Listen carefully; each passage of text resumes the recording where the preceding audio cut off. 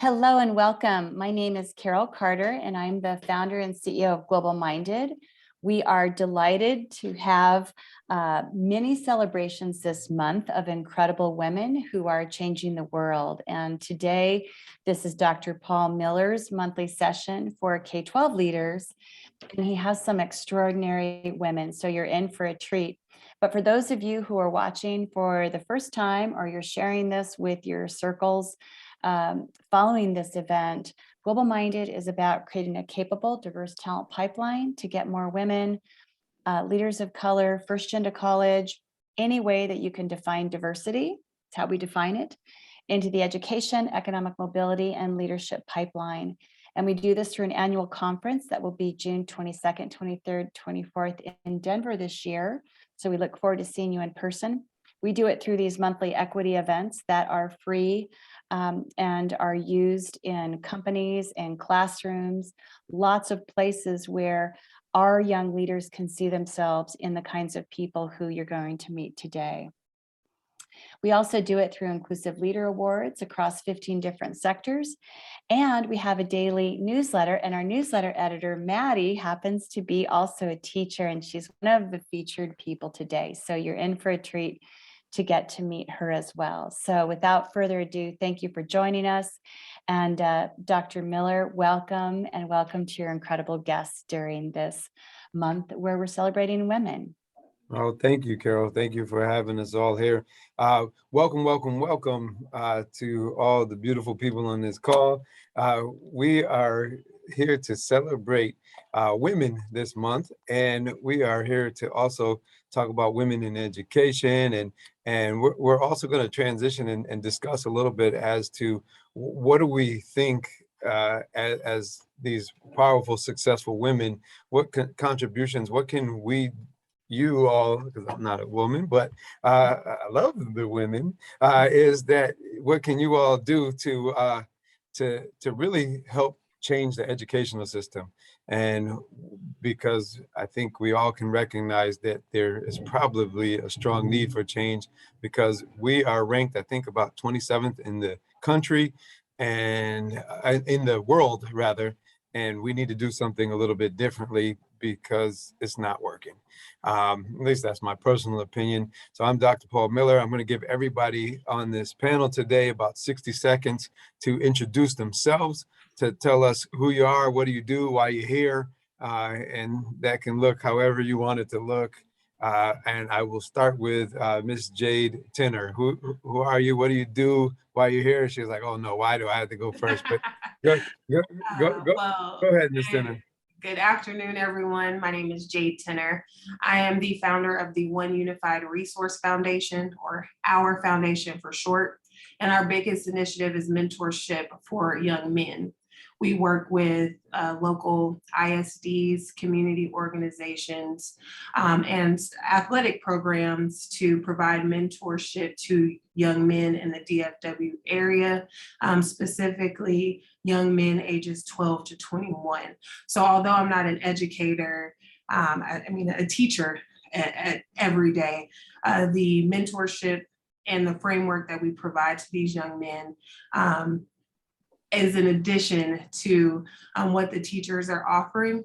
And we help to overcome lack of positive male influence in the home, social influences such as social media and their peers, and then lack of representation in the education system. So I am happy to be here and to share my perspective from a mentor standpoint and how we partner with the K-12 educators. Okay, thank you. We appreciate you being here. Next, I'm going to go with Madison Hayes. Same questions. Who are you? What do you do? Why are you here? All that good stuff. Yeah, hello. I'm Madison Hayes. I'm coming from the educator role. I have been a high school math teacher in Colorado for 3 years. And currently this year, I'm actually teaching English in Madrid. So I'm coming from Madrid right now. I also serve as the newsletter editor, as Carol mentioned, for Global Minded. So a few different roles, but I'm here. I'm really excited to be able to discuss education and what we can continue to do to improve and create a more equitable classroom for all of our students with all these wonderful women today. Thank you. Next, Dr. Prashan Mccoon. Well, hello, and so excited to be here. What you all don't know is I'm actually sitting outside in Florida right now at a water complex. So you might hear some strange sounds going on. So please forgive me, bear with me in between locations right now. Okay, Dr. Pleson Mchugh is from Chicago, educator, started there, went to Denver, then Oakland, then back to Denver.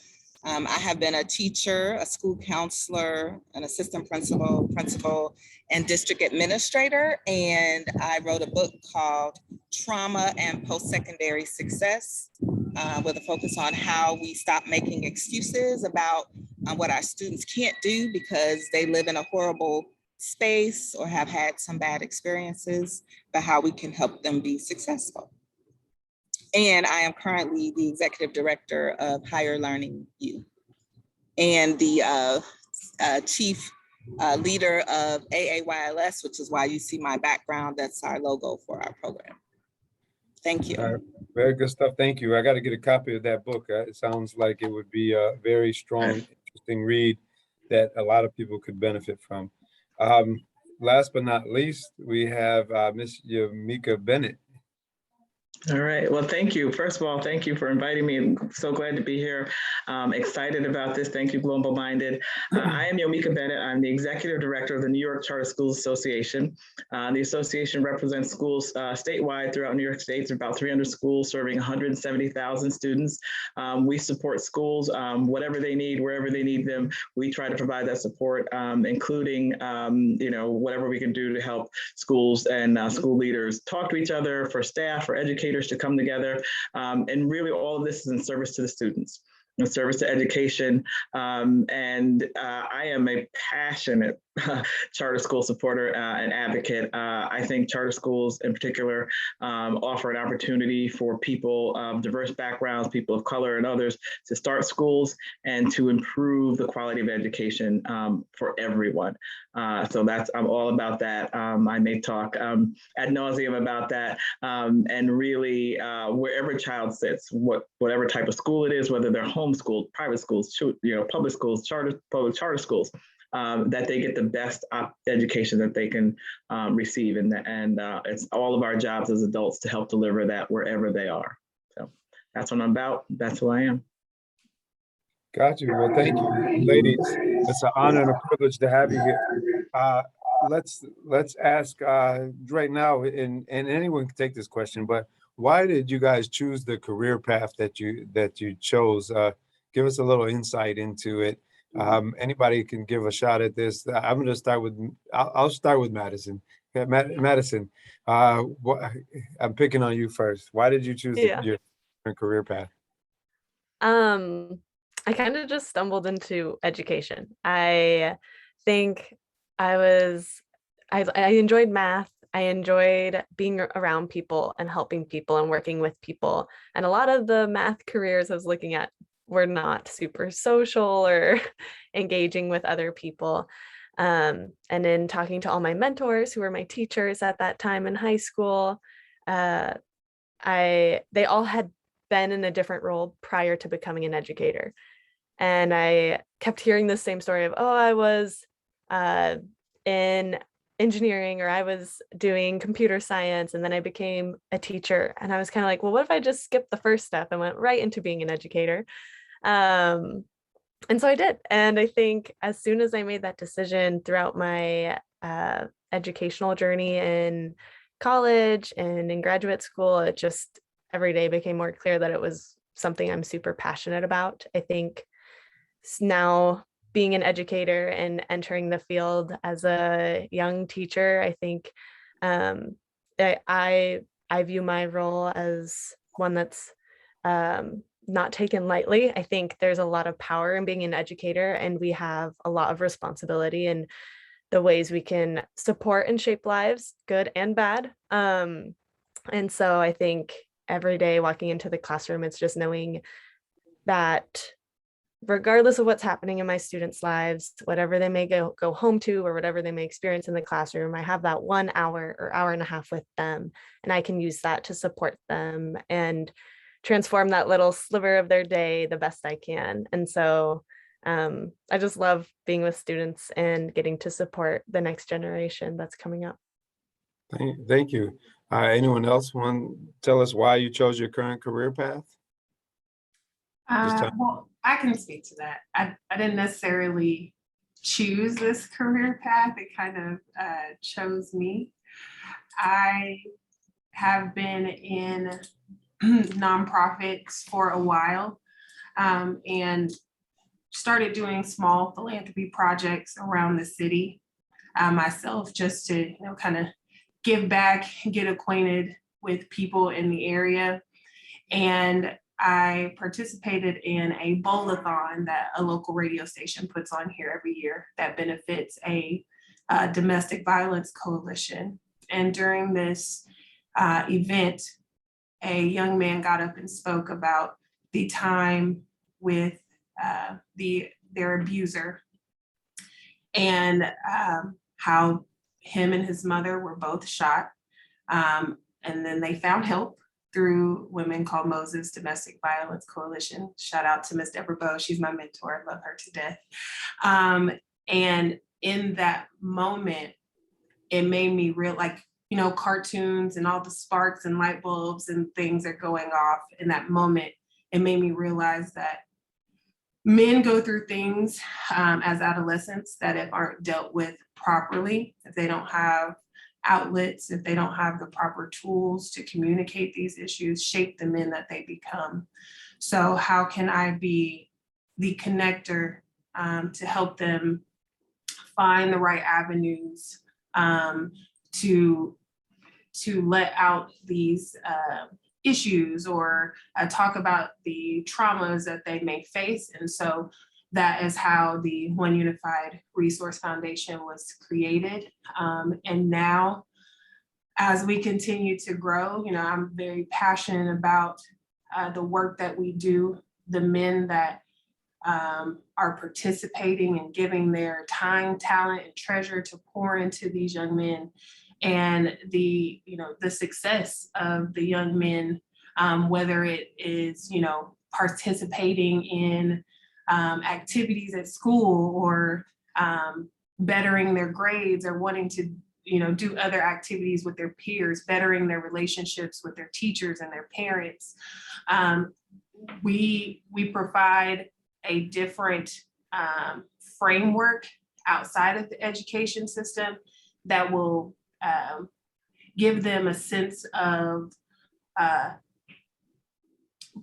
integrity and excellence to where they perform in the classroom as well. So again, it found me, and I am thankful to have been given this vision to carry out, and so grateful for the people who have supported us thus far.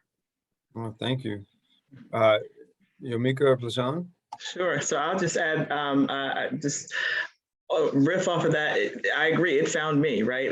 It found me, and what kept me here is, and sort of what really increased my passion for this, and has almost made this to something that I know that I may do for the rest of my life, is that, or until things change, is when I came across just a data point. I was doing some research and went to our public university information, which keeps track of all the school outcome and data report card information, and found that in one of the school districts in the state, one of the largest school districts, one of the big 5 for our state, 9% of Black boys were reading at grade level in the 4th grade. And that floored me. And in terms of how the system has miseducated children in that case. Clearly, these boys are able, right? We all have them in our families, in our neighborhoods, in our homes, right? We know that the capability is there, the excellence is there. There's something broken in the system, and that something you understand, you knew it happened, there's some, understanding schools need to improve. That stood out to me and said, it doesn't need to improve, it needs to be changed today. And whatever breath I'm drawing in this, in this world, I will dedicate to that, because if we don't, who will? The fourth grader can't fight for himself. And it's the systems that we need to change and we need to improve, so that, right, everybody can see, regardless of where they are, who they are. We know the excellence exists, right? We need to remove the barriers. We need to change the systems so all of that can be expressed equally. And that's what keeps me here. That's what I'm about. Thank you. Prashan? Well, I think my story is similar, right? I actually was doing pre-law and ended up in mental health some kind of way after doing some work in education. And then, sorry for the background noise, you all. Hopefully it's not too distracting. When I was a administrator in Oakland, I really saw the need for system change. And in Oakland, my question was, what change can I make and not end up on the news, right?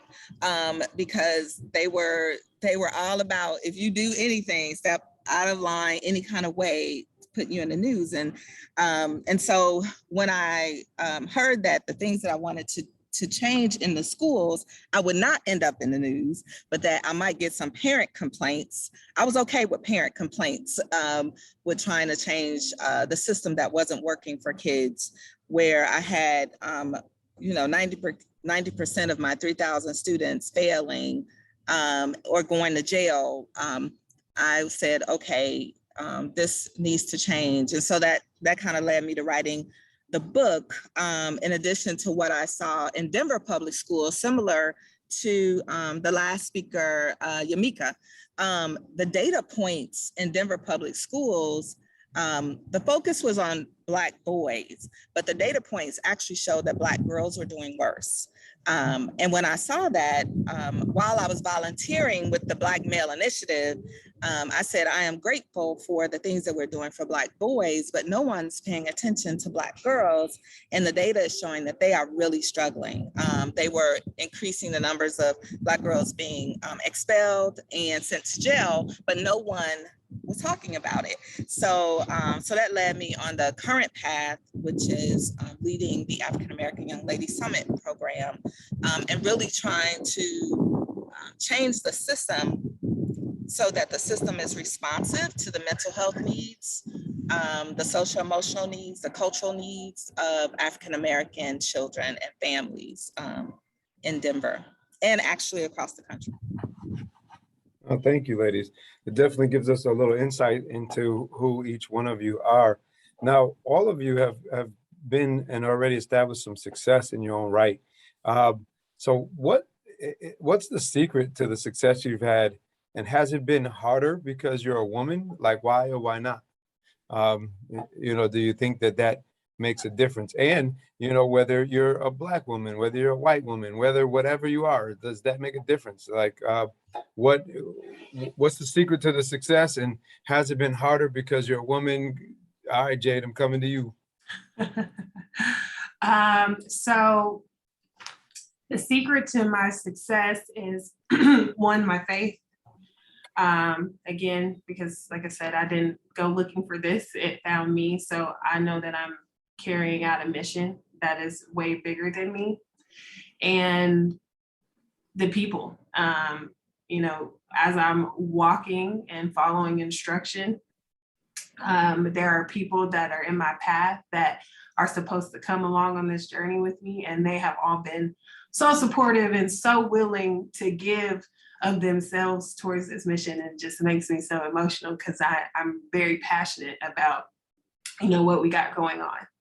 Now, having a mentor program for young men and a platform for men, I do get some pushback often. Well, why don't you have a mentor program for young women? Do you include young women in this? And again, I'm carrying out a mission that was given to me. And right now, I am supposed to focus on our young men and being the connector of the two. I have since appointed a male chairman, and I often see, the difference in response when I have him on these calls and I have him speaking. And to me, it just makes me so happy because it doesn't matter who's getting the message across as long as the message is getting across. Right. And I'm gonna challenge people out there because if people got to stop worrying about if you sit down or stand up to pee. Like with all due respect, like people get what they get with me, right? So at the end of the day, if you're out here doing the work and you're trying to help a specific population, it would be nice if people stop giving you a hard time because you were given the ability to have to sit down and use the restroom. Like it's just silly to me. But here nor there.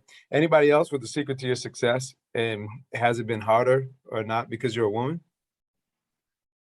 I'll take that. I don't know if there's a secret to my success. I think really it's just not accepting no for an answer and deciding that if I want something, it's my job to open my mouth and get moving towards it. And that's probably nothing that I have done in my life. That is thankful. That is a result of my mother, right? My ancestors and who the folks who raised me who said, if you want something, you have to go for it and do it.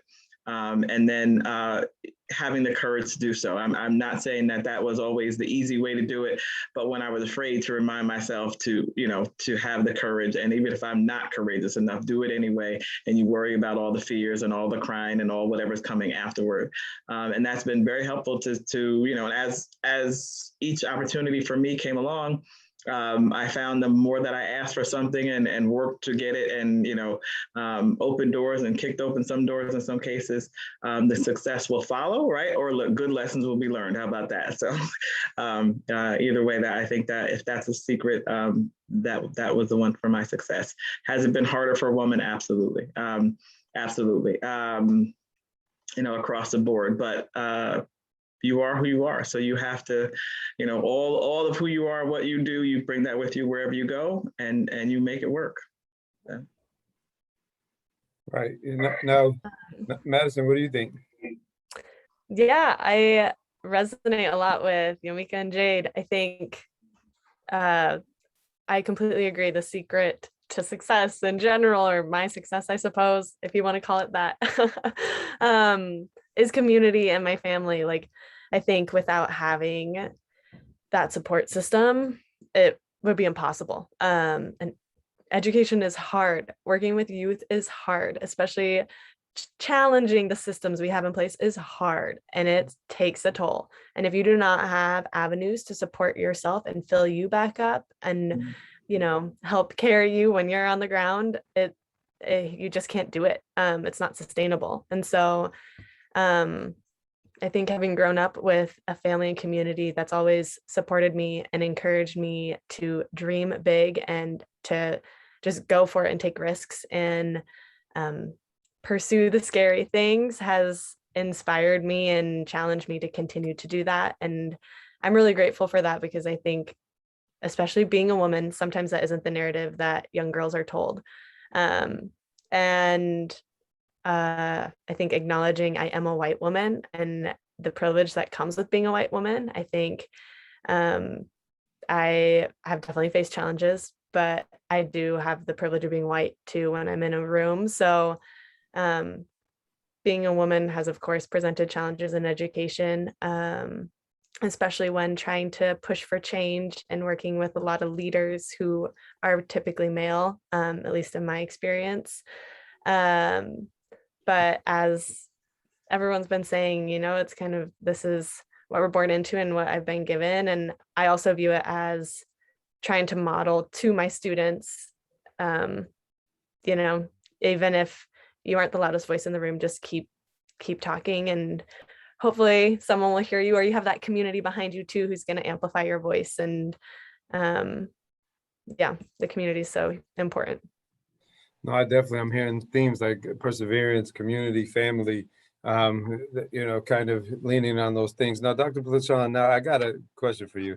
So, everybody, we talk about upbringing, right? And so, or he or she wasn't raised right, right? So, I don't want, not so much about the personal upbringing, but talk to me about your K-12 upbringing, like your experience when you were going through school, right? So little Prashan went to elementary school somewhere, and how did that formulate? How did that shape you, like your K-12 experience, and hinder your progress to where help or hinder your progress to where you're at now in life?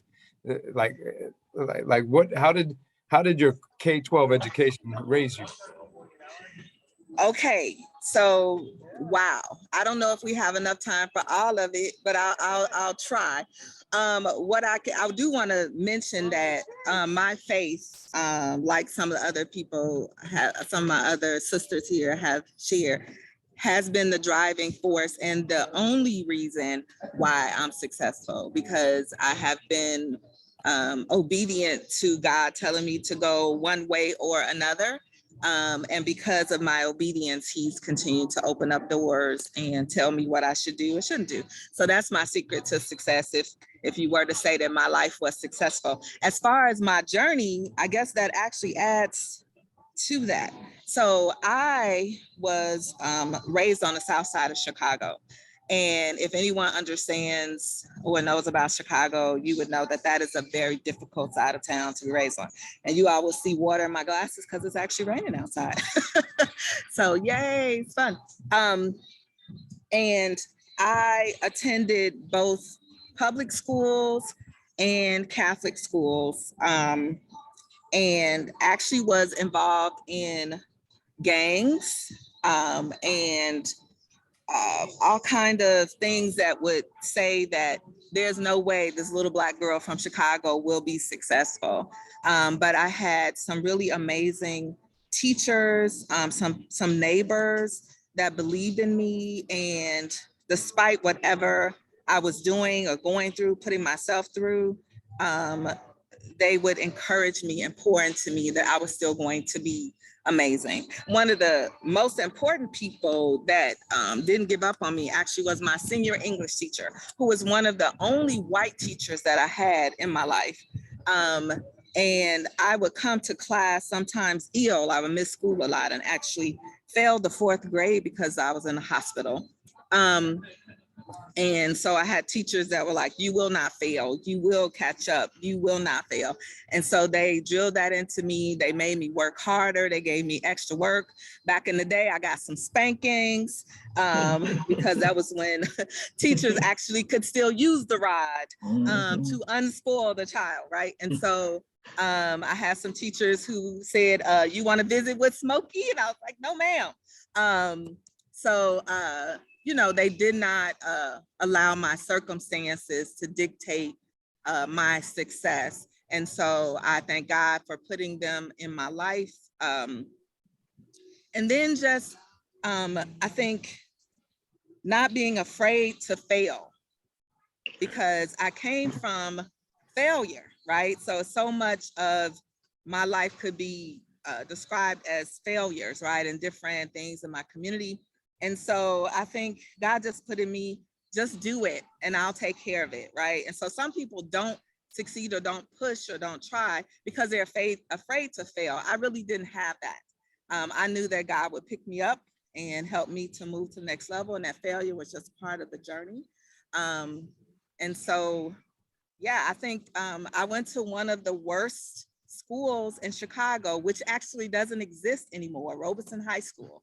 And I actually went back to that school to work. That's why I was a teacher and a school counselor at that school. And when I was a school counselor, we were actually featured on Jay Leno's show as a joke, because so many of our students were mothers, first and second mothers, even as 9th graders. So just a culture of just really horrible circumstances, but God. Right. Right. So no, I hear faith. I hear some old school values. I hear some other things that happen even throughout the course of your education that help, and people that help keep you on the right path. But that takes me to Yomika, like, and asking you, like, what do you believe is the cause of our declining education system in the U.S. and why are so many other countries ranked higher than us? Because now even Prashan has stated that she was at one of the worst schools in the area, but yet she still found a way to be successful. But I think we have a lot of worse schools, and so what's the cause of it? Like, what's going on? What's your thoughts? So my thought is, first of all, we need more folks involved, like the people on this panel. And I would just say that, I would just point out, I just want to point out for everyone, I got to say this out loud. We see, right, Dr. McCoon is. Uh-oh, she's frozen. Oh, no. See, she was about to say some good stuff and she's Right. frozen, y'all. So she's probably still talking out in cyberland and said everything she's got to say and doesn't know that she's frozen. Yeah. But when she unfreezes, we're gonna come back to her because I know she's got some good stuff to say. I So, know it was like right there. It was about to be like, woo, like an Right. amen moment. so it's all right. We'll come back to her. Everybody, by now with this pandemic, everybody understands the Zoom world of things. So, I'm going to ask that same question to you, Madison, because the reason why I'm going to ask you that is because, like self-proclaimed, you've just been teaching over in Madrid. And so you've gotten to see the other side of the world and how education looks. And so why do you feel that the education system in the U.S. has been declining, and why are so many other countries ranked higher? That's a big question. I think that the biggest layer to all this is just that we are growing increasingly diverse and we're failing to adapt to that. And we have this amazing superpower of being diverse. Like diversity, we know, brings so many great things. We learn so much when we have diverse thoughts, perspectives, cultures in a classroom or in any workforce. But we aren't adapting. And so we have curriculum that doesn't reflect our diverse classrooms. We have staff that doesn't reflect it. We have school boards and districts, and even how we are allocating resources. Like we aren't really supporting the diversity. And we're going to be, the US is going to continue to increase in diversity. And so if we fail to support a growing sector of our population, which will be the majority sooner versus later, we're failing to educate all these kids. And so I think that is just going to grow and become such a huge problem. But I do have to say, having been in Madrid, in Spain, I think there's a lot of things we're doing great in some ways. And I'm really inspired by the number of people who are talking about it and demanding change. Because here it's kind of hush hush, like no one really wants to talk about certain topics, and the problems still exist here: racism, inequities. It exists everywhere in the world, I think. And at least in the US, we're starting to talk about it and people are really demanding change. But we have a long road ahead. So I'm excited to be a part of this, especially being younger in the profession, to continue to support this throughout my whole career. But I think supporting the diversity that's in the classrooms is huge. No, that's great. A couple of thoughts, and I think I need to translate what you said in Dr. Miller speak. So I'm going to translate it to the American education system is very white, and it's so white that it's not lending to other ethnicities and not giving the opportunity for other kids who may learn differently based on their cultural upbringings. So I need to translate because you were very politically correct, and I'm so not. But I think so. What do we do about that, and how do we create that change? And I hear you saying is being a part of that solution and recognizing that it is an issue and that it's a problem, and being willing to diversify and build empathy and understanding for people who may not look exactly like you and that they may need something differently. So, that's a great thing. And if you want to teach math in New York, hit me up later. So Yeah. you don't have to go back to Denver or Madrid. You can come to New York. So, Jade, what do you think? What do you think in terms of that question?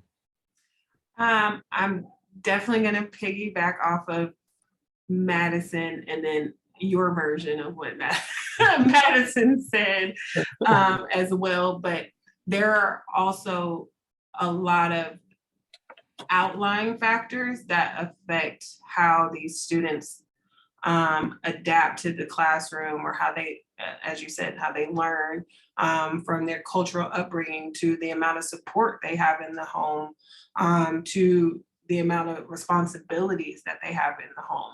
A lot of these, we don't like to use the term at-risk students because they have the ability they have discernment. They've been given that. They have, they know right from wrong. So we're going to equip them with the awareness and confidence to design a life full of achievement and fulfillment inside and outside of the classroom by providing them with tools and strategies that they can carry with them throughout their life. So everything that's happening outside of the classroom affects them in that time. Everything from how, they interact with their peers, how they interact with their teachers. I have been privileged to have a very diverse background. I grew up in a predominantly white town, was an athlete, of course. So, my experience was a little bit different, kind of the token. And people often take that in a negative tone. But for me, I feel like it made me a chameleon to be able to interact with anybody, to have conversations with anyone. So although we may not be able to give them that diversity in their communities, with our program, we are able to provide them with experiences that they wouldn't normally get.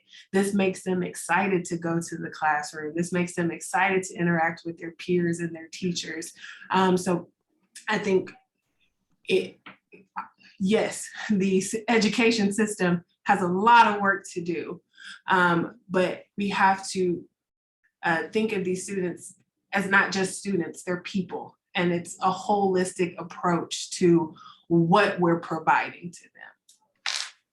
Got you. So I'm gonna thank you, and I'm gonna come back to you, because you were getting ready to say some good stuff, and then you paused. You're like, so we want to give you the opportunity to come back.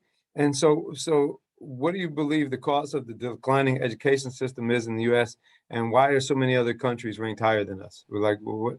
You like, all right, go ahead. Don't freeze now. So I apologize that I don't know what happened. Some technical difficulties on my end, I guess.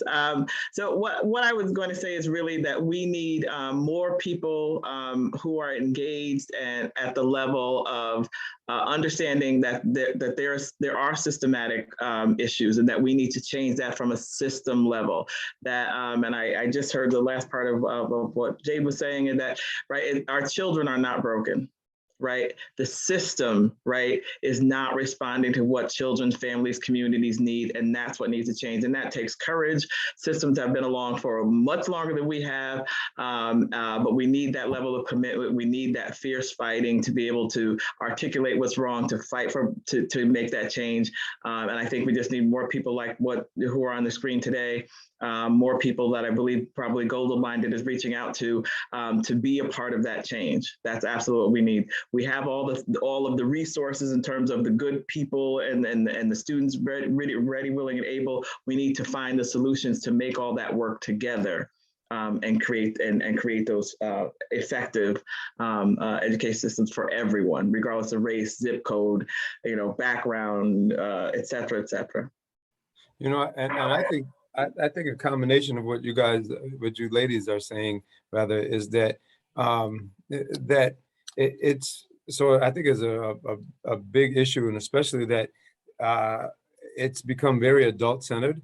It's become very adult focused, and where things that the best practices for kids might not necessarily always be in place. And there's a lot of systems that are falling apart because we want to do what's comfortable for adults instead of doing what is best for kids. And that might sound a little cliche, and it's not my panel to get into specifics, but also I think the other part is, and I've said this before, is, for lack of a better term, education isn't necessarily sexy. So where, it's very sexy to want to become a athlete or or entertainer, or even maybe a higher paying doctor, lawyer, or engineer. Whereas an educator, a lot of times we're not having the ability to attract the type of people that not only, I definitely need people who want to be here, but we need people who also are attracted to this profession, because it's going to offer them the type of stability to have the great life that they want to have if they're going to spend their life giving back to others. So I think there's a whole big nutshell that we can figure out how to fix. But if I was going to ask you, Prashan, what do you think that, what do you believe needs to occur to achieve higher results and success within our education system in America? So what, if there was like one or two things that you had identified that's going to help create higher results? So what do you think that would be? Oh, first of all, I think we need to look at doing what works, because a lot of times in education, we just throw money at stuff. It's like, oh, that sounds, as you would say, sexy. That sounds sexy. Let's throw money at that. And we're always, people are always saying, we need money for this, we need money for that. But we aren't saying, okay, will that work for these children, right? And really looking at the system, looking at results, looking at impact, and being held accountable for impact. That's one of the reasons why I wrote the book, because I really got tired of people saying, well, we'll do this for 3 to 5 years, and then at some point, we'll see some impact.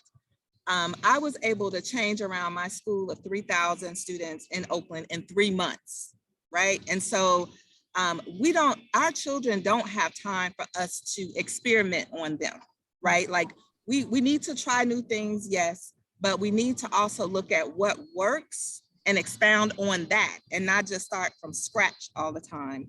But I think one of the keys to the things that worked in the schools that I led and the spaces that I led was really making education relevant, accessible, and fun.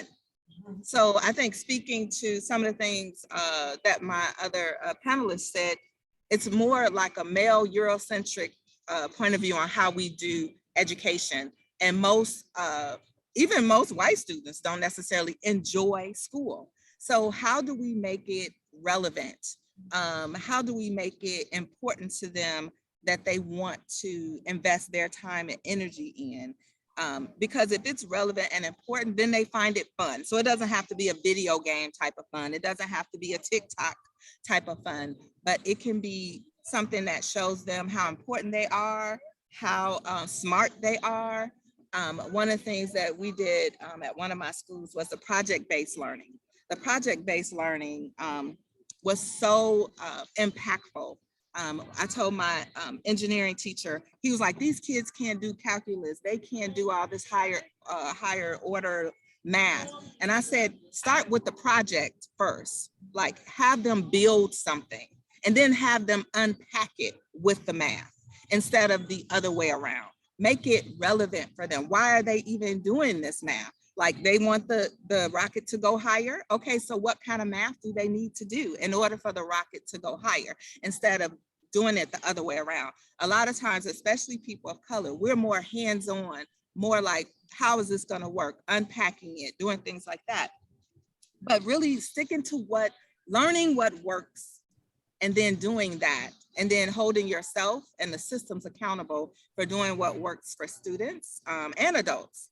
And I think you even said, a lot of times we do what's most comfortable for the adults and not for the students. I remember when I was a professor at the University of San Francisco, when I talked about making some adjustments for my students, and they were master's level students, the other professors looked at me like I was crazy.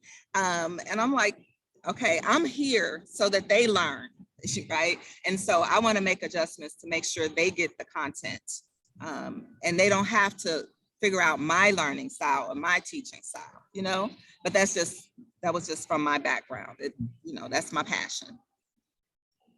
So now, Jade, you you are now in charge, and so if you have the ability to change anything you want, what would you change, and why would it work if you were in charge? One, because I don't play no games. Okay, if I'm in charge, we're gonna get it done. Okay, we're gonna get it done. No. So the one thing that I would change is representation. I think that is a really big one. And I know I'm speaking on behalf of the Our Foundation and the young men, but even as a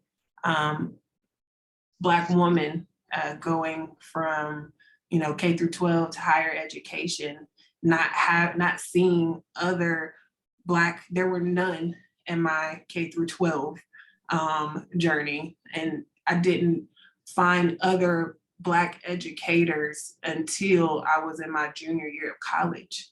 And they completely changed the trajectory of, you know, my last 2 years of higher ed.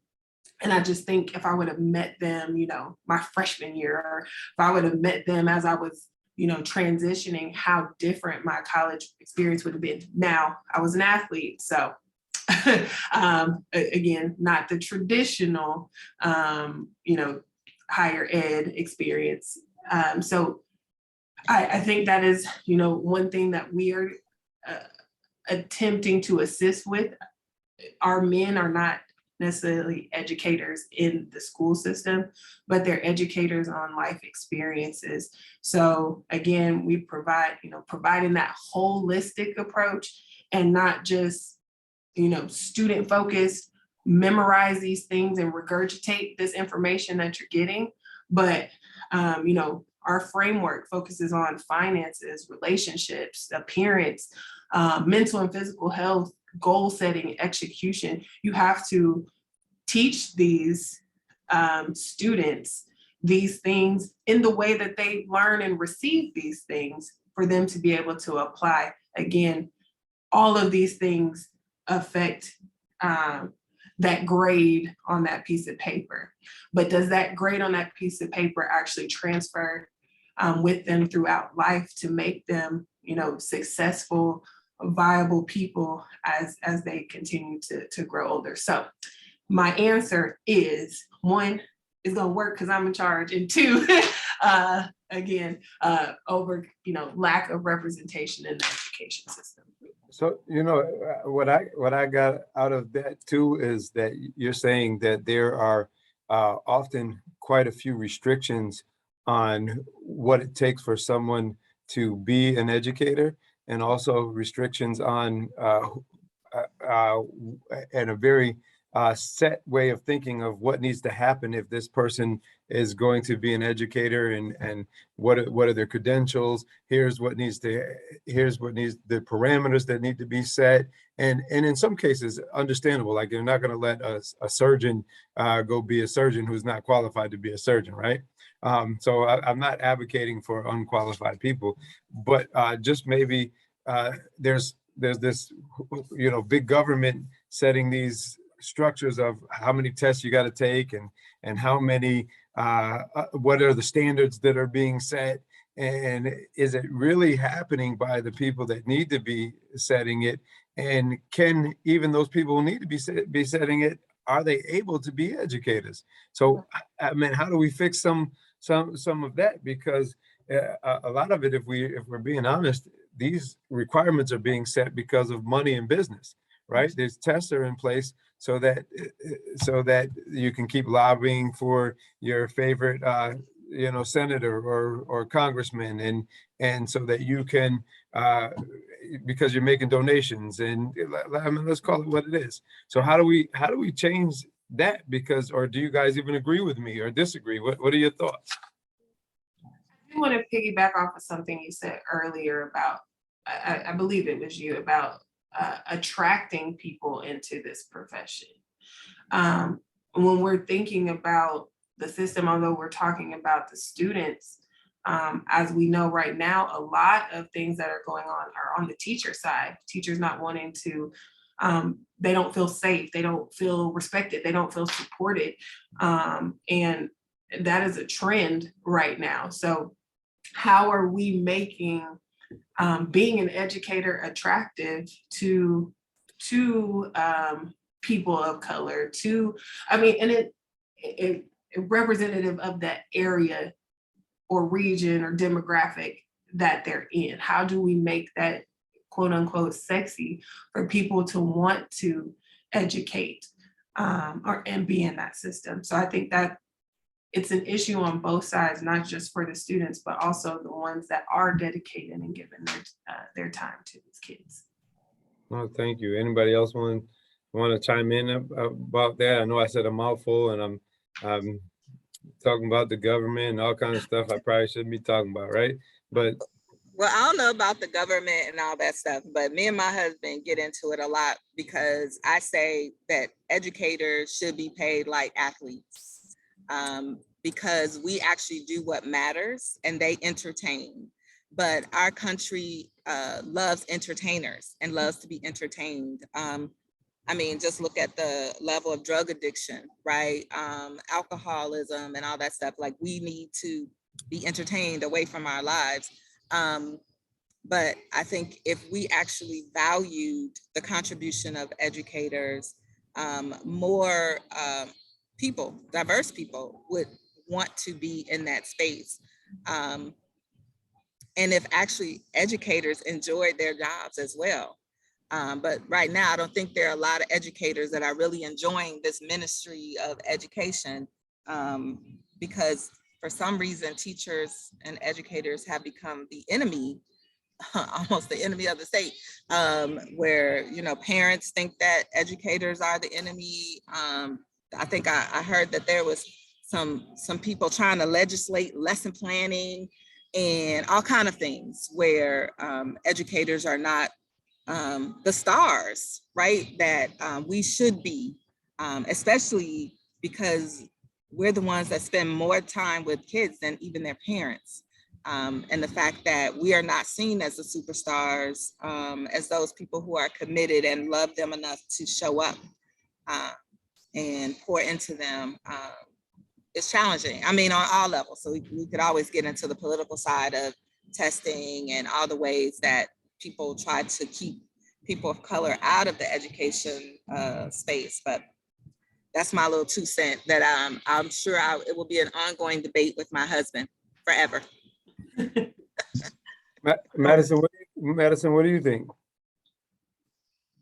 Yeah, it's money. Like, I think the financial aspect is huge. You're trying to convince people who have overcome so many barriers already, paid a ton of money, potentially going to higher education, put all this time in, put in all this work without getting paid of student teaching or service hours, and you aren't going to pay them for a highly demanding job that is so taxing. And then they might not even have a community that represents them and can support them.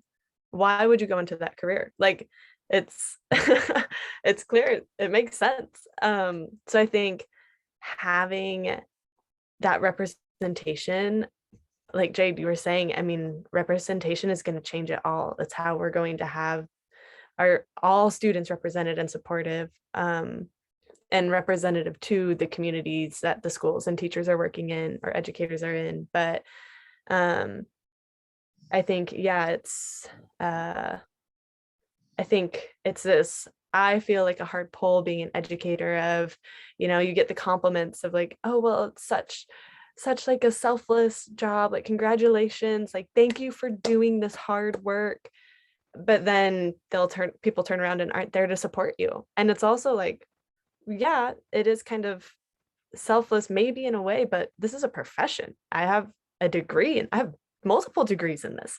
And It's like, it's not just like I'm babysitting. Like, I think that feeling of not being treated like a professional when you can have so many degrees and time and energy poured into it is really frustrating. I mean, look at some of the legislation happening in certain states where teachers can't talk about certain things unless a parent signs off on it, when who is the one qualified and who has studied and has degrees and background. And so I think it's just, we need to just, and I think when we're viewed as this selfless position, it's almost hard to speak up and demand a change and to demand more money, because then you aren't being selfless. And so it's, I think, recognizing education as, we've been saying it's a career, it's hard work, and it should be respected and viewed No, with the importance that it is, in my opinion. But no, I definitely agree. Giving people a little autonomy and respect goes a long way to making somebody want to do something. I think about this in education, and we're going to be closing out in a minute, is that, oh, my lights went off, everybody, sorry. I guess I wasn't expecting that. I guess I'll do it in the dark. So one of the things is what I've realized is it's really hard to change larger systems. It's really hard to global overhaul, and we got to keep fighting and keep doing those things. But one of the easiest things to change is ourselves, right? And so, and part of what I'm hopeful is that somebody will be listening and be able to get a message from you guys that will allow them to improve, so they can provide that contribution that we're all looking for. And so I'm going to give everybody 60 seconds to close out, and I'm going to ask you one question. So if you had an opportunity for now as a grown woman to go back and talk to your little girl self in 60 seconds or less, what would you tell her? So what advice would you give your little girl self so that she could take it into making these large systemic changes for the world? And who wants to go first? Because especially Yomika, I'm gonna, even though you didn't say yeah, you look ready. So I'm gonna go over to you as I try to get these lights to come back on here, so I'm not in the dark. Go ahead. The first thing I'd probably say is that pay attention. There's going to be something called Apple. And when that happens, take all your money, take all of your little pennies and go to buy yourself some stock in this thing called Apple. Just stick with me. No, but beyond that, I think I would tell my little girl self something that I actually ended up telling my daughter, which is use your voice. That sounds cliche. That sounds what it, use your voice, right? Speak up. It's hard, but continue to do that early, do that often. I'm in an age now where, you look back and boy, if I had done a lot of that back, when I was younger, more energy, more whatever, things, would be different or make more change. So I would say, use your voice. Don't be afraid. You have whatever time you have, speak up. Say what you want to say it to whomever needs to hear it.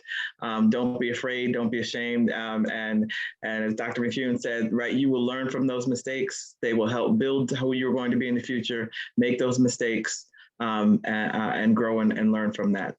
That's what I would say. Thank you. All right, Madison, what do you tell your little girl self in 60 seconds or less? I would share with Yomika, I think, just keep dreaming and don't let your voice be silenced. Like, don't let them silence you, and just dream big and go for it, and be comfortable in the uncomfortable. I think that's the big takeaway.